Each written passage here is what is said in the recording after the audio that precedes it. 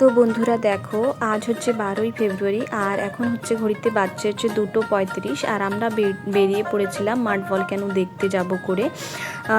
আসলে অনেক দিন থেকে নিউজে আসছে যে ডিগলিপুরের যে জলটিকরিতে যে মাড ভলক্যানোটা আছে ওটা কদিন থেকে এরাপ্ট হচ্ছে আর অনেক বেশি পরিমাণেই এরাপশন হচ্ছে। তো সেটাই দেখব করে আমরা বেরিয়ে পড়েছিলাম। শাশ্বতর বাবাও ছুটি পাচ্ছিল না একদম, আর রবিবারে কিছু না কিছু কাজ পড়ে যায় তো যাওয়া হয় না। তো অনেক দিন থেকেই ভাবছিলাম যাব আর আজকে আমরা বেরিয়ে পড়েছিলাম আর দুপুরে বেরিয়েছিলাম ওর বাবা ডিউটি থেকে আসার পরে। তো আমরা টু হুইলারেই করে বেরিয়ে গেছিলাম আর ডিগলিপুর বাজার থেকে জলটিকরি যে হাতি লেভেল যে জলটিকরি মানে যে জায়গাটায় আমরা এখন যাচ্ছি মাড ভলক্যানো দেখতে, ওই জায়গাটার ডিস্টেন্স হচ্ছে 25 কিলোমিটার। তো অনেকটা দূরই আমাদেরকে যেতে হবে। তো তাই দিন থাকতে থাকতে বেরিয়েছিলাম, রোদ থাকতে থাকতে, কারণ জঙ্গলের ভিতরে অনেকটা ট্রেকিং করে যেতে হবে। তো বেশি বিকেল হয়ে গেলে অন্ধকার হয়ে যাবে জঙ্গলের ভিতরটা, তাই আমরা একটু তাড়াতাড়ি বেরিয়েছিলাম। বাচ্চাও ছিল সাথে, তাই ভেবেছি তাড়াতাড়ি গিয়ে চলে আসবো সন্ধ্যা হওয়ার আগে। তো সেই হিসেবেই বেরিয়ে গেছিলাম আমরা চারজনই গেছিলাম, আমি, শাশুড়ির বাবা, শাশ্বত আর শাশুড়ির বাবার একটা স্টাফ। আমরা চারজন বেরিয়েছিলাম। আমরা তো যেহেতু টু হুইলারে গিয়েছিলাম, মানে বসে বসে কোমর ব্যথা হয়ে গেছিলো, অনেকটা ডিস্টেন্স কভার করতে হয়েছিল। তো দেখো, আমরা কিছুটা দূর গিয়ে একটু দাঁড়িয়েছিলাম, কারণ যেই দাদাটা আমাদের সঙ্গে যাচ্ছিলো সেই দাদাটাকে মানে পিছনে আমরা দেখতেই পাচ্ছিলাম না। তারপরে অনেকবার দাদাকে কলও করেছিলাম, দাদা কলও ধরছিল না, তাই আমরা ভাবছিলাম অন্য কোথাও চলে গেল নাকি, তাই আমরা কিছু সময়ের জন্য একটু ওয়েট করে নিচ্ছিলাম এখানে। তো দাদাটা এতটাই স্লো যে আমরা ওখানে দাঁড়িয়ে থাকার একদম 10 মিনিট পরে এসেছিলো। মানে 10 মিনিট মানে কতটা পিছনে ছিল দাদাটা। তো আমরা এখানে দাঁড়িয়ে থেকে অনেকগুলো ভিডিওগ্রাফি তারপরে ফটোগ্রাফি সব করেছি। তারপরে আবার আমরা প্রায় 10 মিনিট পরে যখন ভাইয়া এসেছে, তারপরে আবার আমরা একসাথে বেরিয়ে গেছিলাম। অল্প একটু দূর যাওয়ার পরেই মানে এমন কোমরে ব্যথা শুরু হয়ে গেছিলো। রাস্তা এতটাই খারাপ ছিল যে মানে এর আগে আমি তোমাদেরকে সেই বিলি গ্রাউন্ডে গিয়েছিলাম, সেই ব্লগটা দেখেছি। পুরোটা রাস্তা প্রায় 90 to 100 কিলোমিটার্স আমরা গাড়িতে করে গেছি, বাট সেই সময় এরকম কোনো কষ্ট বুঝিনি, বরঞ্চ ভালোই লাগছিলো। কিন্তু এই যে জলটিকরি যেতে গিয়ে মানে এত কষ্ট হচ্ছিলো কি বলবো। রাস্তাটা খুব বেশি একটা ভালো ছিল না, পুরো রাস্তা খারাপ না, কোথাও খারাপ, কোথাও ভালো। ডিগলিপুরে আসার পরে দেখেছি এখানে যে ডিগলিপুর বাজারটা, মেন বাজারটা, সেটুকুই শুধু একটু প্রপার টাউনের মতো লাগে। আর এমনি একটু ভিতরের দিকে আসলে পুরো মানে ফুললি মানে গ্রাম, মানে ভীষণ সুন্দর লাগে। পোর্ট ব্লেয়ারে তো মানে গ্রামে বাড়ি থাকলেও গ্রাম ফিল হয় না। এখানে তো একদম মানে ডিগলিপুরে যেটুকু বাজার, যেটুকু মানে মেন অফিসিয়াল মানে জায়গা, সেটুকুই শুধু একটু টাউনের মতন মনে হয়, আর আশেপাশ দিয়ে সবই গ্রাম। তো ভীষণ ভালো লাগে এই ভিলেজ ভাইবগুলো। মানে একটু ভিতরের দিকে গেলেই মানে এত সুন্দর চাষবাস, সুপারি বাগিচা, ঘরের সঙ্গে পুকুর, মানে এসবগুলো দেখে পুরো মন একদম ভরে যায়। তো দেখো, আমরা অনেকটা ভিতরে চলে এসেছি, জলটিকরির মধ্যে আমরা ঢুকে গেছি। এখনই আমরা অল্প একটু সময়ের মধ্যেই পৌঁছে যাব। তো এখানে এই দিকটা জানো এত সুন্দর সবাই মানে চাষবাস করে রেখেছে, ফুলকপি, বাঁধাকপি সব চাষ করেছে। আশেপাশে দেখো কি সুন্দর সবার সুপারি বাগিচা, মানে অনেক সুন্দর একটা ভাইব। এখানে গেলে ভীষণ ভালো লেগেছিল আমার এই দিকের এই জায়গাটা। মানে ব্যাকওয়ার্ড, অনেকটা ভিতরে, মেন প্রপার ডিগলিপুর থেকে অনেকটা ভিতরে, মানে সেরকম মনেই হয় না। মানে এত সুন্দর একটা মানে গ্রাম্য পরিবেশ, খুব সুন্দর ছিল জায়গাটা, আমার তো ভীষণ পছন্দ হয়েছে।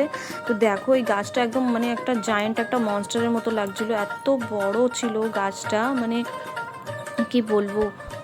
তো দেখো, আমরা পৌঁছে গিয়েই আমরা অনেক বড় একটা সারপ্রাইজ পেয়েছি। দেখো, টেম্পোরারি ক্লোজড, বন্ধ করে দিয়েছে, পুরো রাস্তা পুরো বন্ধ করে দিয়েছে। তারপরেও সামহাউ আমরা একটু ম্যানেজ করে চলে গিয়েছিলাম ভিতরে। ভীষণ কষ্ট হচ্ছিল যখন এসে দেখি ওটা ক্লোজ হয়ে গেছে। তো ভীষণ কষ্ট পেয়েছিলাম যে এতটা দূরে ট্রাভেল করে এত কষ্ট করে আসলাম, এসে আমার কপালেই ছিল না, তাই ভেবে অনেকটা খারাপ লেগেছিল। কিন্তু সাথে যেই ভাইয়াটা ছিল, ওই ভাইয়াটা বললো চলো গিয়ে আসি, কিছু হবে না করে। তো ভাইয়া অনেকটা সাহস দিয়েছে, তাই আমরা গেছি। কারণ এর আগে কোনোদিন আমরা কোনো রকমের রুলস ব্রেক করিনি, এটা প্রথমবার লাইফে আমরা রুল ব্রেক করে ভিতরে গিয়েছিলাম। মেন গেট থেকে ভিতরে প্রায় আমাদের 7 থেকে 10 মিনিট মতন আমাদেরকে একটু ট্রেকিং করতে হয়েছিল জঙ্গলের ভিতর থেকে। তারপরে দেখো বন্ধুরা, ফাইনালি আমরা পৌঁছে গেছি। এখানে পৌঁছে আমরা আরেকটা সারপ্রাইজ পাবো, সেটা তো কখনো ভাবিনি আমি তো ভীষণ খুশি হয়ে গেছিলাম যখন যে ভিতরে চলে এসেছি, কিন্তু এখানে যাওয়ার পরে আমরা আরেকটা সারপ্রাইজ পেয়েছি। তো চলো তোমাদেরকে দেখাই। তো দেখো, উপরে উঠে আমরা এই সারপ্রাইজটা পেয়েছি। একদম মানে এরাপশন হওয়া বন্ধ হয়ে গেছে, মাটি পুরো শুকিয়ে গেছে, পুরো মানে মোটামুটি বন্ধ হয়ে গেছে। মানে এত কষ্ট হচ্ছিল যে এত কষ্ট করে এসেছি, প্রথমে তো গেট বন্ধ, তারপরে এখানে যাইবা কষ্ট করে আসলাম, তারপরে দেখো এখানে এসে এই অবস্থা। কিন্তু একটা জিনিস জানো, এখানে যখন পা দিয়ে দিয়ে আমরা দেখছিলাম না, উপরে মাটি পুরো শুকিয়ে গেছে কিন্তু ভিতরে পুরো পা ঢুকে যাচ্ছিলো, মানে ভিতরের মাটি পুরো নরম ছিল। তো আমরা এখানে দেখতে পাইনি। তারপরে এখানে না ভিতরে ভিতরেও ছড়িয়ে ছিটিয়ে একটা দুটো ছোট ছোট ভলক্যানো আছে। তো শাশ্বত বাবা যেহেতু আগে এসেছিল তাই বললো ভিতরেও আছে, অনেকটা দূর ট্রেকিং করে যেতে হবে। তো আমি বললাম চলো, আমি এসেছি যখন দেখেই যাব, কিছু না কিছু তো দেখবো, একটু কিছু দেখবো না সেরকম তো হয় না। তো চলো যাই বলে আমরা বেরিয়ে পড়েছিলাম। শাশ্বতর পুরো রেসপন্সিবিলিটি ওর বাবা নিয়েছিল, কারণ এই পাহাড়ের মধ্যে, এই জঙ্গলের মধ্যে আমি ওকে নিয়ে হাঁটতে পারতাম না। তো দেখো ফাইনালি আমরা পৌঁছে গেছি, প্রায় 10-15 মিনিট হাঁটতে হয়েছিল ওইখান থেকে। তারপরে ভিতরে এসে দেখো এই যে ফাইনালি একজনের দেখা পেয়েছি, এখান থেকে একটু বাবলসের মতো বের হচ্ছিল। তো তারপরে আরেকটু ভিতরে গেছি, এখানেই আশেপাশে ছড়িয়ে ছিটিয়ে আছে ছোট ছোট দু একটা। এই দেখো, এটা একটু ইরাপ্ট হয়ে একটু বন্ধ হয়ে গেছে। তো এখানে আরও ছিল ছোট ছোট, আশেপাশে ছোট ছোট, এইটা একটু বড় ছিল। আর সামনে যেটা এরাপশন মানে হচ্ছিল, যেটা আমি দেখিয়েছি পুরো বন্ধ হয়ে গেছে, ওইটা আমরা ভীষণভাবে হয়েছিল। তো ওটা দেখতেই মেনলি আসা আমাদের, এইগুলোর প্রতি আমার কোনো ইন্টারেস্ট ছিল না, কিন্তু যেহেতু ওটাই দেখতে পারিনি তাই আমি ভিতরে এসেছিলাম। তো দেখো আমি এর ডেপথটা চেক করব করে এই ডান্ডাটা অলরেডি কেউ ঢুকিয়ে রেখেছিল, তারপরে কেউ আবার বারও করে দিয়েছে, তারপরে জাস্ট ডেপথটা দেখবো করে আমি এই ডান্ডাটা ঢুকিয়েছিলাম ভিতরে। আরেকটু দূর দেখো, যেটুকু ভিজে ভিজে আছে ওইটুকু ভিতরে ঢোকানো ছিল। তো কোনো ছেলেই হয়তো পারতো, আমি আমার বলে আর পারিনি, আমার দ্বারা ওইটুকুই গেছিলো ভিতরে। তো অতটা মানে ভিতরে ডেপথ ছিল। তো আমরা এখানে কিছুক্ষণ দাঁড়িয়ে একটু ফটোগ্রাফি করে আমরা আবার বেরিয়ে গেছিলাম। আমার কপালটা খারাপ, খুব ভালোভাবে দেখতে পারিনি, তবুও বলবো একটুও দেখতে পারিনি তা না, কিছুটা তো দেখে এসেছি। চলো আবার যদি ভবিষ্যতে কখনো এরকম এরাপ্ট হয়, তো যেদিন নিউজ পাবো পরের দিনই দৌড় দেবো, সেই ভাবনা চিন্তা করেই আমি এখান থেকে বেরিয়েছিলাম। তো আমরা যখন ভিতরে গিয়েছিলাম না, আরও অনেকে মানে এখানে যে লোকালসরা আছে সবাই আরও অনেকে গিয়েছিল। তো ওদেরকে দেখে অনেকটা বেশি সাহসী পেয়েছিলাম যে আমরা একাই রুল ব্রেক করিনি, আরও অনেকে মানে অনেক আমরা যাওয়ার পরেও প্রায় 15-20 জন গেছিলো। তো ওদেরকে দেখেও একটু সাহস হচ্ছিল যে চলো, শুধু আমরা একাই না যে রুল ব্রেক করেছি, আরও মানুষ আছে। আমরা ভেবেছিলাম হয়তো ফরেস্ট গার্ড কেউ থাকবে ভিতরে, ওরকম বোর্ড লাগিয়ে দিয়েছে, হয়তো কেউ পাহারা দেওয়ার জন্য থাকবে, কিন্তু ভিতরে গিয়ে দেখি কেউই ছিল না, একদম ফাঁকা ছিল। তাই ভাবছিলাম ভাইয়ার কথা না শুনে যদি আমরা রিটার্ন চলে আসতাম তাহলে অনেক বড় একটা আফসোস থেকে যেত মনের ভিতরে, যে এত দূর গিয়েও দেখতে পারলাম না। তাই ভাবছি যে জীবনে সবসময় রুলস মানে মেনে চলতে হবে এরকম কিছু না, মাঝে মাঝে রুল ব্রেক করলে কোনো খুব বেশি একটা ক্ষতি হবে না। তো ভাইয়ার থেকে এই জিনিসটা শিখেছিলাম, কারণ আমি আর শাশ্বতর বাবা মানে এরকম যে আমরা কখনো মানে ইলিগাল কিছু করি না, করব না, মানে রুলস আর রুলস সবার জন্য সমান, এরকমই একটা থিঙ্কিং মানে আমরা রাখি সব সময়। কিন্তু ওই ভাইয়াটার জন্যই আমার মাড ভলক্যানোটা দেখা হয়েছিল। তো ভাইয়াকে তার জন্য অনেক থ্যাংক ইউ।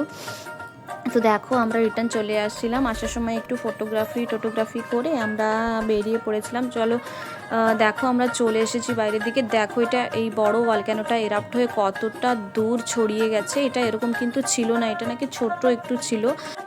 এই মাড ভলক্যানোটা নাকি এরকম ছিল না, ছোট একটু ছিল, হঠাৎ করেই এটা এরাপশন হয়ে এরকম হয়েছে। এত বড় মানে এত বড় এরিয়া নিয়ে সব মাটি, দেখো ভিতরে যে লিকুইড যে বলে মাটিগুলো বেরিয়ে দেখো পুরো বাইরে ছড়িয়ে গেছে, এগুলো হঠাৎ করেই হয়েছে। এটা লাস্ট কবে এরাপ্ট হয়েছিল জানি না, সেরকম কোনো ডাটা পাইনি, এটা হঠাৎ করেই হয়েছে। তো সবাই দলে দলে এসে সব ভিজিট করছিল এখানে। তো আমরা যেদিন গেছি সেদিনও অনেকেই গেছে।